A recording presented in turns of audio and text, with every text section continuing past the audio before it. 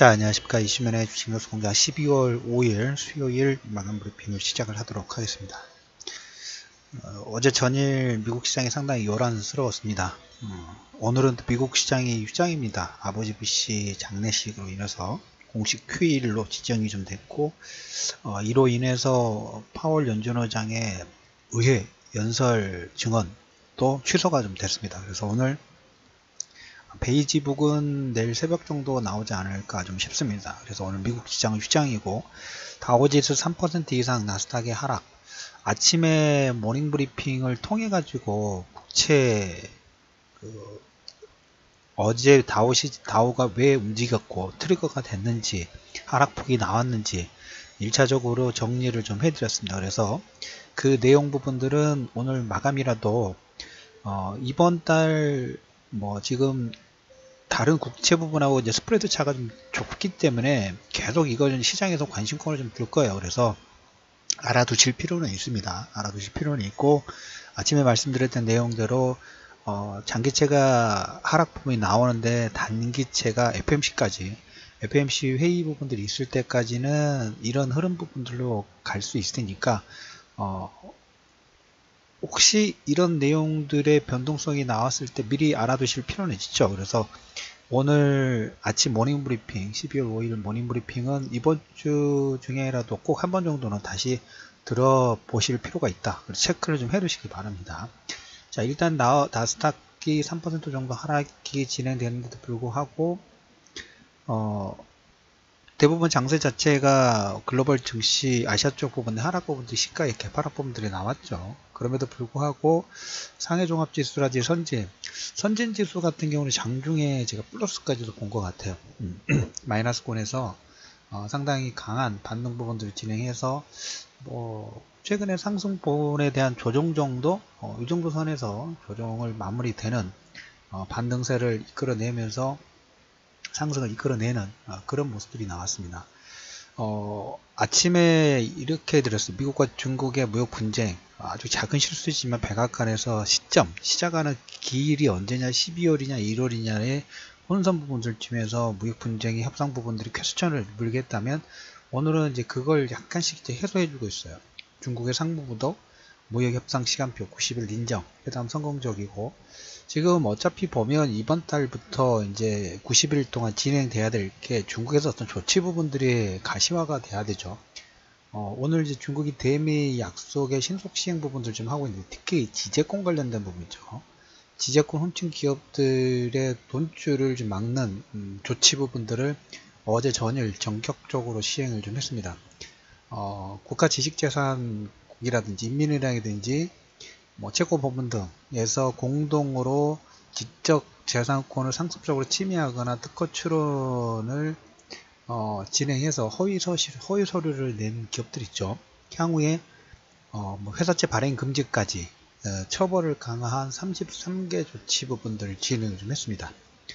그래서 미국과 중국의 무역 분쟁의 어떤 휴전 합의에 대한 여러가지 퀘스천 부분들의 어제 전일 일부는 나스닥과 다우지수의 변동폭을 일으키는 하나의 매개체 역할을 했다면, 중국은 그거하고 상관없이 지적권 관련된 조치 부분들을 지금 강화를 하고 있기 때문에 협상의 결과에 따른 합의 부분들을 신속한 시행 부분들 진행을 하고 있다라는 얘기를 첫 번째 얘기를 드려보도록 하겠습니다. 그로 인해서 상해종합지수의 선진지수 낙폭 부분들 상당 부분이 반등을 일으키는 하나의 매개체 부분들이 됐고, 그 틈새 시장에서 제약주들 있죠. 한미약품이라든지 신라젠, 삼성바이오로직스 같은 경우에는 거래 정지가 조금 시간이 더 길어질 것 같아요. 거래 정지까지는 되지 않을까라고 봅니다만은, 단지 여기서 볼 부분은 삼성물산의 플러스 알파가 되면 그 기간 자체가 조금 더 길어질 수 있어요. 그 부분 정도만 생각해 주시고, 다른 제약주들까지 파편이 트는 것보다는 이로 인해서 회계에 관련된 부분들, 지난번에도 한번 어느 정도 용인 부분들이 됐습니다만은 좀 명확하게 불확실성을 털고 가는 그런 측면 부분들로 보시면 될 것 같습니다. 12월 5일입니다. 이제 이번 주 후반에 나올 내용 부분들을 기대하고 있는 부분은 뭐냐면, 12월 중순 정도까지, 늦으면 다음 주 초반, 그러니까 현재 시점에서 한 일주일 정도의 뭐 백악관에서 기자 브리핑을 통해 가지고 뭐 2가지 정도를 얘기할 가능성이 있지 않는가, 시장에서는 이런 컨센서스 부분들이 있습니다. 2가지가, 첫 번째가 원래는 그 미국과 중국의 회담 이후에 관련 내용 부분들을 공부를 하려다가 아버지 부시 사망으로 인해서 일단 결과 발표 없이 바로 헤어졌죠. 그 부분하고 그 다음에 1월과 2월 달 미국과 북미 정상회담 관련된 고위급 회담에 관련된 내용 부분들에 실행될 수 있는 가능성을 열어두실 필요가 있고, 어제도 그런 얘기를 드렸죠. 10 중순 정도 전후에 북한의 일정 부분들이 상당히 좀 비워져 있는 그런 루머 부분들이 좀 진행이 좀 되고 있다라는 얘기를 좀 드려보도록 하겠습니다. 미국 같은 경우에 지금 뭐 국채 수익률 부분들 아침에 모닝 브리핑에서 얘기 드렸으니까 그건 여러분들 꼭 일단 참고를 해 두십시오. 지금 다음 수준의 또 공백기라고 보시면 되죠. 블랙 프라이데이 추수감사절 이후에 이제 크리스마스 때까지 위에도 약간 이제 관망 부분들이 있고, 그 다음에 이제 미국 내에서 민주당과 공화당의 지금 삿바 싸움 부분들이 눈치 보기가 진행이 되고 있어요. 하원을 장악한 민주당, 그 다음에 상원을 수성한 공화당, 이제 핵심 키워드 부분들이 인프라 관련된 부분에서 누가 주도권 부분들을 참박할 것인가, 집권 2기의 주도권의 싸움은 어느 쪽이 가져갈 것인가, 이 삿발을 땡길 것인가 밀칠 것인가, 힘겨루기가 지금 진행이 좀 되고 있어요. 그 과정 중에 오른쪽에 사진 하단을 보시면 지금 미국 국경 같은 경우에는 중동 지역, 아니 남미 지역의 난민들이 있죠. 난민들이 임산인해요. 그래서 지금 멕시코 장벽을 세워야 된다. 그래서 멕시코 장벽이 최근 최루탄도 발사가 되면서 일촉즉발까지 갔어요. 제가 지난달에 이런 얘기를 드렸죠. 이게 하나의 매개체가 될 수 있다. 멕시코 장벽을 트럼프가 세워야 된다고 강하게 주장하면서 이 카드를 가지고 인프라에 관련된 합의 부분, 인프라 관련된 부분들의 협상을 이끌어낼 수 있는 하나의 매개체가 될 수 있다라는 얘기를 드렸는데, 그게 지금 계속 뭡니까? 점화가 되지는 않았어요. 최루탄까지 왔다 갔다 했는데 뭔가 더 폭력적인 사태가 나오지 않을까 하는 그 예상이 조금씩 커져가고 있습니다. 그로 인해야지 다음에 멕시코 장벽에 대한 이런 부분들이 조금 더 생길 수가 있고, 그러면 트럼프가 이걸 가지고 이번에 예산안 부분에서 멕시코 장벽 세워야 된다, 넣어야 된다라는 걸 강하게 강조를 하고, 그러면 민주당에서는 또 안 된다 하면서 이걸 가지고 인프라 건설 관련된 부분과 딜 가능성 부분도 있지 않느냐.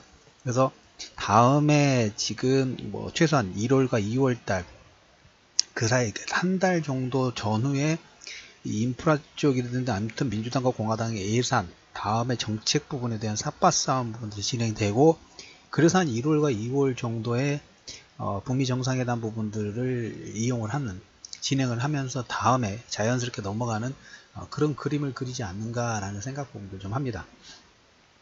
그래서 시장 자체는 국채 수익률 자체는 FOMC까지 조금 출렁거린 부분 나올 수 있다고 말씀드렸죠. 그래서 우리는 계속 그것만 봐야 돼요.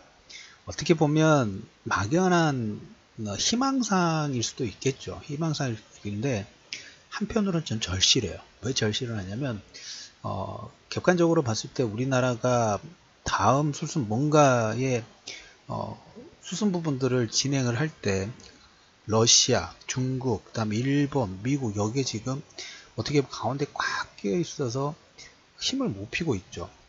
11월 달에 우리나라 수출 부분들이 7개월 연속 500억 달러 부분에서 돈은 좀 있어요. 체력은 있는데 체력을 더 키워서 다음에 성장하려고 하는 발판 부분들을 만들어야 되는데 특히 중국의 제조업 부분들이 저가 제조업 부분들 하면서 다음에 4차 산업혁명에 특히 빅데이터라든지 이런 부분도 우리나라보다 훨씬 더 앞서요. 우리나라가 앞서는지 알아요. IT 강국이라고 지금 우리가 10년 전, 20년 전, 10년 전에 가지고 지금까지 버티고 있지만 아닙니다. 그쪽에 빅데이터, 그 다음에 이쪽 데이터 관리 부분도 5G, 자율주행, 우리나라가 1이라면 글쎄 모르겠습니다. 낮게 줘도 5 이상이에요. 그리고 제조업 관련된 그 기술 관련된 부분도 보면 기계 쪽도 일본 쪽이 잘하죠. 자원 쪽은 러시아가 많고 미국은 뭐 별도고 여기에 지금 우리나라가 끼어 있어요. 이걸 어떻게 보면 다음에 돌파구를 찾으려고 하다 보니까 북한의 카드가 상당히 좋은 카드가 될 수 있기 때문에 산업적인 측면에서도 저는 상당히 희망사항의 기대치가 높아요. 그래야지만 돌파구가 있지 않을까라는 생각을 좀 하기 때문에 그걸 지금 이번 달 중에 어떻게든 더 풀어내야 됩니다.